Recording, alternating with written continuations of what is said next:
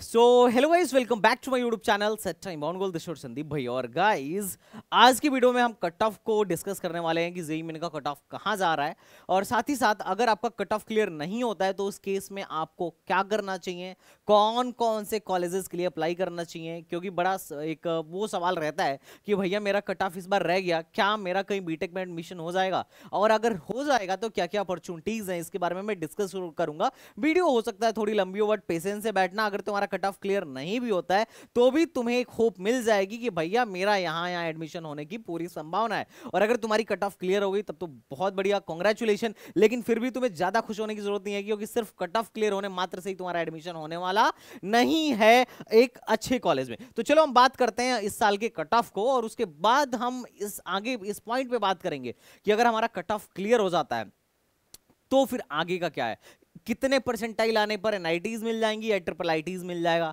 और फिर JEE advance का क्या रहने वाला है। और अगर कट ऑफ क्लियर नहीं होता है तो हमारे कौन कौन से ऑप्शन हमारे लिए बचते हैं, क्योंकि कट ऑफ क्लियर नहीं होने का मतलब ये नहीं है कि आपका एडमिशन ही नहीं होगा, और कट ऑफ क्लियर होने का भी मतलब ये नहीं है कि आपका एडमिशन एनआईटी में ही होगा, है ना। ये दोनों मिथ को आप पहले समझिएगा।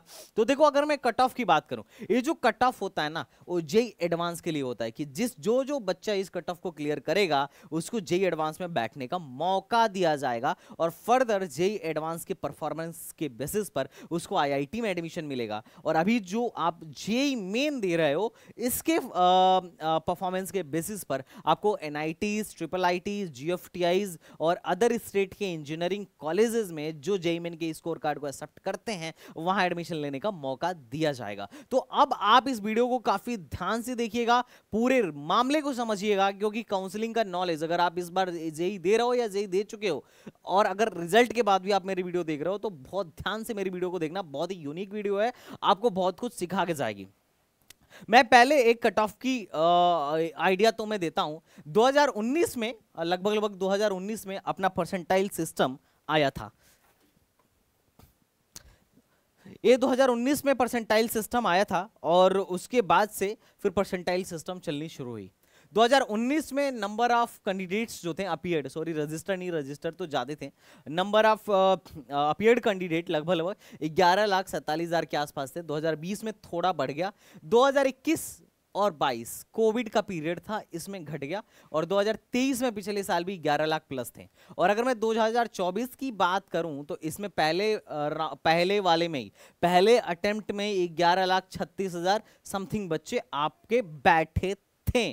अब अगर मैं सेकंड राउंड की बात करूं ना, तो सेकंड राउंड मतलब सेशन सेकंड होने के बाद मुझे लगता है कि जो एनटीए प्रेस कॉन्फ्रेंस रिलीज करेगा उसमें लगभग लगभग जो यूनिक कैंडिडेट्स होने वाले हैं दोनों सेशन को मिला के, वो तुम्हारे 13 लाख प्लस ही होने वाले हैं।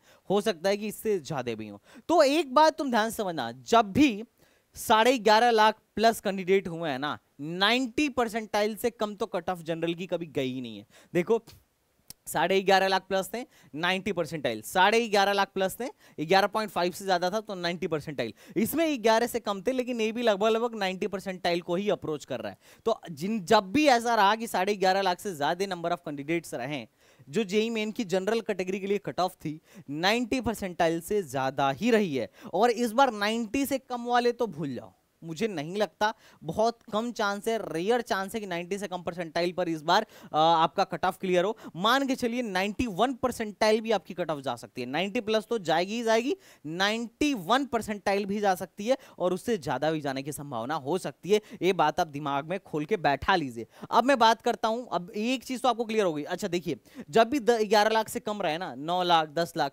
तब 90 परसेंटाइल से कम रही थी आपका कट ऑफ। ये जो आपका कट ऑफ था वो 90 परसेंटाइल से कम रहा जब भी नंबर ऑफ कैंडिडेट्स 11 लाख से कम रहे, और जब भी 11.5 लाख से ज्यादा हुए तब तो गारंटेड 90 परसेंटाइल से ज्यादा रहा, और जब 11 लाख समथिंग थे लगभग लगभग 90 परसेंटाइल को अप्रोच कर रहा था।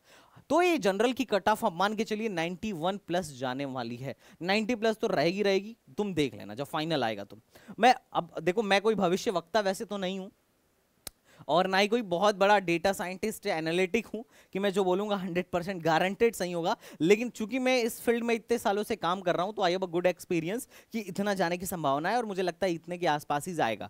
अगर नहीं गया तो कमेंट बॉक्स में आगे तुम लोग कुछ बोलना नहीं, लेकिन जाएगा इतना जरूर, मुझे इस बात की उम्मीद है और तुम्हें भी मान लेनी चाहिए। अगर मैं ईडब्ल्यूएस की बात करूं तो दैट इज ईडब्ल्यूएस कैटेगरी की जो लगभग रही, जब भी 11 लाख से ज्यादा रहा तो हमने यही देखा कि जब भी 11 लाख से ज्यादा इसमें और इसमें मतलब 70 प्लस रहा है, मिनिमम 70 प्लस रहा है। तो वैसे ईडब्ल्यूएस में क्या रहता है कि 10% का ही रिजर्वेशन रहता है, तो ईडब्ल्यूएस में ना थोड़ा बहुत चेंज होता रहता है, फ्लक्चुएशन ज्यादा रहता है, तो हम इसको एक्सपेक्ट कर सकते हैं कि 76 से 79 के बीच में रह सकता है।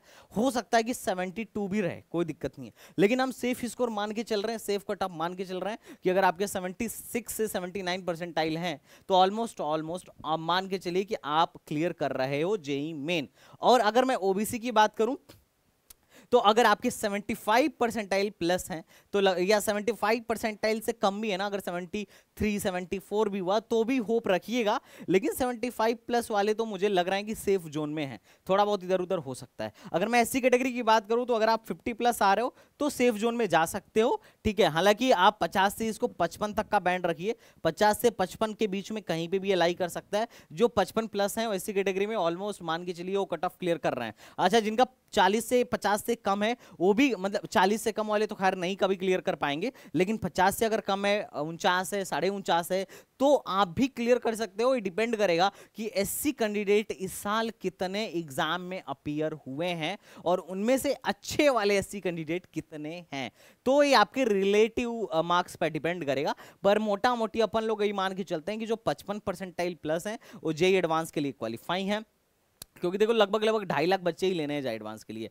सबको लेना नहीं है, तो 2.5 लाख इतने में बन जाएंगे। अगर मैं एससी कैटेगरी की बात करूं तो एससी एसटी कैटेगरी वालों तुम मान के चलो 40 से 45, जो 45 प्लस हैं वो मोस्टली बहुत हद तक चांस है कि 45 प्लस वाले आराम से जेईई एडवांस के लिए क्वालिफाई करने वाले हैं। अगर तुम्हारी 38 आ रही है तो घबराना नहीं, तुम्हारे में भी चांस हो सकता है कि तुम इसको कट ऑफ को क्लियर कर लो, क्योंकि ये इस बात पर फिर डिपेंड करेगा कि एसटी कैंडिडेट कितने इस साल बैठ रहे हैं।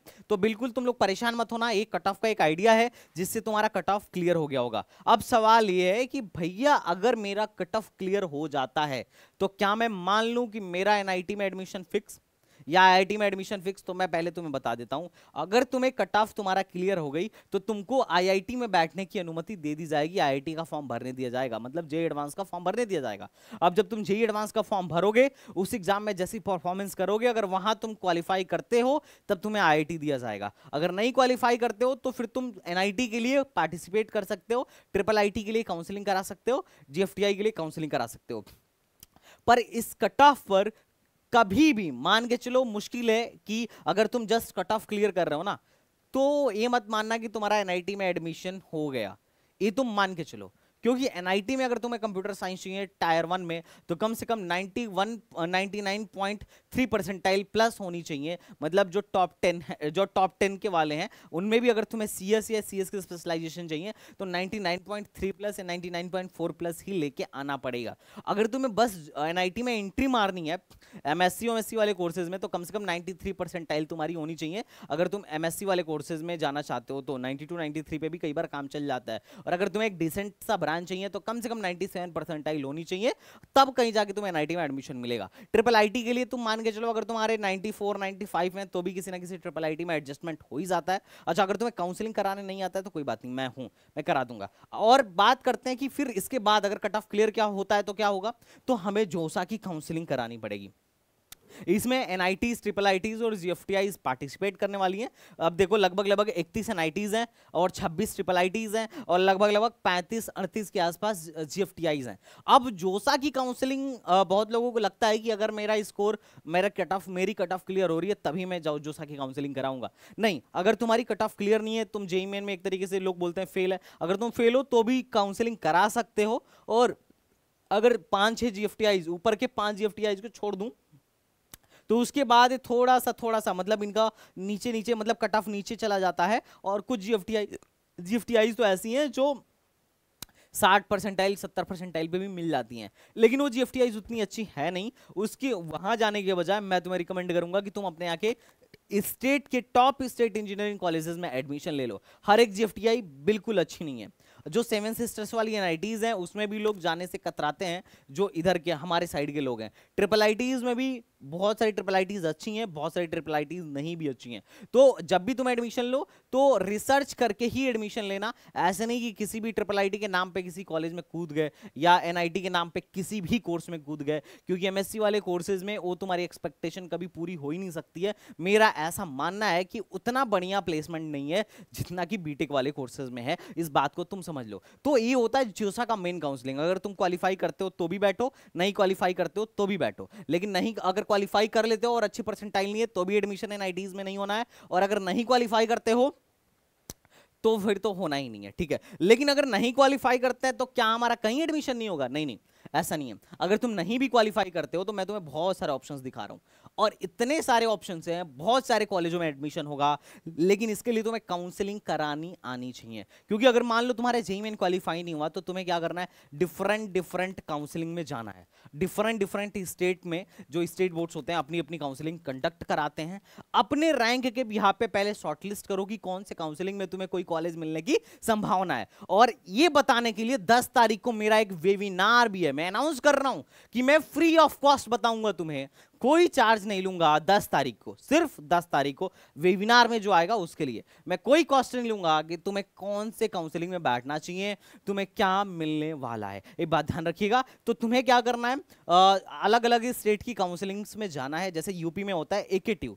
अब एकेटीयू के गवर्नमेंट कॉलेज हैं, टॉप के प्राइवेट कॉलेज हैं। अब टॉप के प्राइवेट कॉलेज में सिर्फ यहीं तक तुम समझना, छः यही थोड़े ठीक ठाक है, बाकी तो लो हो जाते हैं मेरे हिसाब से, बट तुम्हें जो सही लगे। और अगर यूनिवर्सिटीज की बात करूं तो ये यूनिवर्सिटीज हैं जो एकेटीयू के काउंसलिंग के थ्रू एडमिशन देती हैं, जिसमें से लखनऊ यूनिवर्सिटी हट चुका है, ठीक है। तो ये यूनिवर्सिटीज हैं, ये टॉप के गवर्नमेंट कॉलेज हैं, टॉप के प्राइवेट कॉलेज हैं। इनमें तुम जेईई चाहे क्वालिफाई करो या ना करो, चाहे तुम्हारी 20 परसेंटाइल ही क्यों ना आया हो, तुम काउंसलिंग करा सकते हो। और 20 परसेंटाइल पे भी एडमिशन मिलता है, बस तुम्हें लेने आना चाहिए। हाँ, वो अलग बात है कि वो 20 परसेंटाइल वाला कॉलेज बिल्कुल भी उतना अच्छा नहीं होगा जितना अच्छा तुम एक्सपेक्ट करते हो, लेकिन एडमिशन फिर भी मिल जाएगा, क्योंकि कॉलेजों की कमी नहीं है। चाहे वो गवर्नमेंट कॉलेज हो या प्राइवेट कॉलेज हो या फिर गवर्नमेंट यूनिवर्सिटीज हो, you have to aware with this. तो एक ऑप्शन है, अगर तुम यूपी से हो या यूपी से बाहर गए भी हो तो इधर तुम एडमिशन ले सकते हो, यहां काउंसलिंग करा सकते हो, चाहे जेईई क्वालिफाई हो या ना हो। अगर मैं नेक्स्ट ऑप्शन की बात करूं तो देखो एचबीटीयू जैसा ऑप्शन है, यहां पर भी तुम करा सकते हो। 4-4 लाख रैंक तक एडमिशन होता है। मतलब अगर किसी की 70 परसेंटाइल 65 परसेंटाइल है तो अभी अप्लाई करे, चांस रहता है कि स्पॉट राउंड में या फिर कॉलेज लेवल, जो कॉलेज में जाके डायरेक्ट काउंसलिंग कराई जाती है, उसमें एडमिशन हो जाए बच्चे का। एचबीटीयू हो गया, आरजीआईपीटी हो गया, जामिया हो गया, गति शक्ति हो गया, एनएफएससी नागपुर हो गया, सीएसजेएमयू और लखनऊ यूनिवर्सिटी हो गया, ये अपना अलग से काउंसलिंग कराते हैं। मतलब एक किसी काउंसलिंग बोर्ड के अंदर नहीं आते हैं, इनका अपना खुद का काउंसलिंग बोर्ड है किसी एक कॉलेज का, इसको बोलते हैं, मतलब एक कॉलेज लेवल काउंसलिंग कराते हैं, तो ये अपना अलग से काउंसलिंग कराते हैं। Triple MUT Lucknow, triple MUT Gorakhpur, Delhi university में भी बीटेक आ चुका है। पहले क्लस्टर इनोवेशन सेंटर तो था ही था, अब एक और नया डिपार्टमेंट खुला है जिसमें कंप्यूटर इंजीनियरिंग, इलेक्ट्रॉनिक्स और इलेक्ट्रिकल की आई थिंक 270 सीटें हैं। तो यहां पर भी अपनी अलग से काउंसलिंग होती है। आरआरयू गांधीनगर, जामिया अहमदाबाद, बहुत सारे ऐसे कॉलेजेस हैं जो काउंसलिंग कराते हैं, और जिसकी 70 परसेंटाइल, 80 परसेंटाइल, 85 परसेंटाइल, ये सब परसेंटाइल हैं। किसी और कई लोग ऐसे भी होते हैं जिनके 40, 50, 60 परसेंटाइल होते हैं, उनको भी एडमिशन बहुत सारे कॉलेजों में मिल जाता है, पर उन्हें पता नहीं होता। अगर तुम्हें पता रहेगा तो तुम्हें एडमिशन मिल जाएगा, अगर सही ढंग से काउंसलिंग में पार्टिसिपेट करोगे तब। और अगर नहीं पता रहा, सिर्फ जेईई के पीछे भागते रहे, तो भाई जेईई में तो बहुत मारा मारी है, एनआईटीज के लिए तो बहुत मारा मारी है। उसके लिए कम से कम तुम्हें बढ़िया percentile, at least 98 percentile, 97 percentile at least लेके आना पड़ेगा कि एक डिसेंट से कोर ब्रांच में भी तुम्हारी एंट्री हो जाए। तो लोग एनआईटीज और जोसा को तो सब जानते हैं, पर जो ये कॉलेज लेवल काउंसलिंग होती है ना, उनके बारे में बच्चों को आइडिया नहीं होता है। हालांकि मैं नहीं कह रहा बहुत बेकार कॉलेज है, ऐसा कुछ भी नहीं है। क्योंकि देखो, अगर तुम टॉप के नहीं हो तो टॉप का कॉलेज भी एक्सपेक्ट नहीं कर सकते हो, ये तुम मान के चलो। कोई भी काउंसलर, अगर तुम टॉप के आदमी नहीं हो तो कोई भी काउंसलर अपने जेब से तुम्हें टॉप का कॉलेज नहीं दिलवा देगा। कोई भी काउंसलर सिर्फ और सिर्फ तुम्हारे रैंक को यूटिलाइज करेगा, क्योंकि तुम्हें जिस कॉलेज की बारे में जानकारी नहीं है, तुम्हें जिस कॉलेज के कट ऑफ के बारे में, प्लेसमेंट के बारे में आइडिया नहीं है, वो उस काउंसलर को पता है और वो वहां पे तुम्हारा करा सकता है। लेकिन तुम ये सोचो कि भैया मेरी 60 परसेंटाइल है, मेरा एनआईटी ट्रिची में करा दीजिए, फलाना एनआईटी में करा दीजिए, तो तुम बेवकूफ हो। तुम सिर्फ और सिर्फ ये चीज मेहनत करके ही पा सकते हो। हम जैसे या किसी भी काउंसलर के बलबूते पे अगर तुम ये सोच रहे हो तो तुम गलत सोच रहे हो। और कई काउंसलर कह भी देते हैं कि ठीक है हम सरकारी में करा देंगे, इतने परसेंटाइल, मतलब 30 परसेंटाइल वाले बच्चे को भी होप दे देते हैं और बाद में प्राइवेट में ले जाके फंसा देते हैं। तो उन लोगों से भी तुम्हें सावधान रहना चाहिए। तुम समझ लो इतना बात कि जितना मेहनत करोगे उतना ही मिलेगा, उससे ज्यादा नहीं मिलेगा। लेकिन दुख की बात यह है कि अपने आगे बच्चों को अपने मेहनत का कैसे लेना है वो भी नहीं पता चल पाता है। मेहनत कर लिया, जेईई मेन में 80 परसेंटाइल आ गई, 90 परसेंटाइल आ गई, अब 90 परसेंटाइल पे जो बेस्ट मिलना चाहिए वो भी नहीं मिल पाता है। क्यों? क्योंकि उन्हें पता ही नहीं चलता है बेस्ट वाला कौन सा है। और उनकी 90 परसेंटाइल है, वो बेस्ट वाला नहीं ले पाए, 87 परसेंटाइल वाला जाके उनसे बढ़िया वाला कॉलेज ले लिया। अब क्यों ले लिया? क्योंकि उसके पास इंफॉर्मेशन थी, उसे पता था, उसे आइडिया था, या उसने किसी काउंसलर से संपर्क किया, या उसने खुद ही बैठ कर रिसर्च किया, या उसकी फैमिली में कोई ऐसा था जिसे पूरा आइडिया था। तो इस चीज के लिए हम हैं, टेंशन मत लो। उसके अलावा तुम एमपी के कॉलेजों में क्या करो, एमपी के कॉलेजों में अप्लाई कर सकते हो, एमपीडीटी की काउंसलिंग होगी। अब इसमें जो कॉलेज लेवल काउंसलिंग होती है उसमें बहुत फायदा मिलता है, बच्चों को पता ही नहीं चल पाता है। अगर मैं हरियाणा की बात करूं तो हरियाणा में भी बहुत कॉलेज हैं, वाईएमसीए फरीदाबाद है, डिक्रस्ट है, यूआईटी कुरुक्षेत्र है, देयर आर मैनी कॉलेजेस। तो यहां तुम अप्लाई करो अगर तुम्हारी लो परसेंटाइल है तो। अगर तुम्हारी 60 है, 70 है, 75 है तो यहां अप्लाई करो। जीजीएस आईपीओ अब तो दिल्ली वालों के लिए है, लेकिन बाहर वाले भी अप्लाई कर सकते हैं। तो दिल्ली वालों में 70 परसेंटाइल, 60 परसेंटाइल, इतने परसेंटाइल, अगर तुम दिल्ली से हो, तुम्हारी बहुत लो परसेंटाइल आ रही है, तुम जीजीएस आईपीओ में अप्लाई करो ना। 10 तारीख को लास्ट डेट है, उससे पहले यहां अप्लाई कर लो, ठीक है। ऐसे जैक चंडीगढ़ है तो जैक चंडीगढ़ में भी बहुत फायदा है। रीप राजस्थान है, यहाँ पे तुम्हें आरटीयू में एडमिशन मिलेगा, एमबीएम में एडमिशन मिल जाएगा, यूके में तुम्हें जीबी पंत में एडमिशन मिल जाएगा। तो there are many colleges you have to apply. अगर तुम्हारा जेईई मेन क्लियर होता है तो एडवांस के लिए लग जाओ, अगर नहीं क्लियर होता है तो फिर तुम्हें बैकअप के लिए लग जाना पड़ेगा। और मैंने ऐसे ही एक वीडियो भी बनाई थी कि कौन कौन से कॉलेजेस हैं जिनका फॉर्म चल रहा है और तुम्हें अप्लाई करना चाहिए। उस वीडियो की लिंक मैं डिस्क्रिप्शन में दे दूंगा, और आगे मैं तुम्हें ऐसी वीडियो बनाऊंगा कि कौन कौन सी काउंसलिंग चल रही है जहां तुम्हें अप्लाई करना चाहिए अगर तुम्हारी लो परसेंटाइल है, या फिर तुम्हें एनआईटी, आईआईटी या ट्रिपल आईटी नहीं मिल रहा है तो भैया चैनल को फॉलो करके रखिए ताकि तुम्हें टाइमली पता चलता रहे, वरना पीछे छूट जाएंगे आप। और मैं आप लोगों से कहता हूं कि जब तक मेरे छोटे भाई बहनों का एडमिशन नहीं हो जाएगा ना, मैं तुम्हारा हाथ नहीं छोड़ने वाला हूं। तो तुम भी मेरा साथ मत छोड़ो, चलते रहो और जो बेस्ट होगा देख लेंगे। ओके, आई होप तुम लोग को मेरी वीडियो अच्छी लगी होगी। तो चलिए मिलता है नेक्स्ट वीडियो में, तब तक के लिए बाय बाय, टाटा एंड जय हिंद।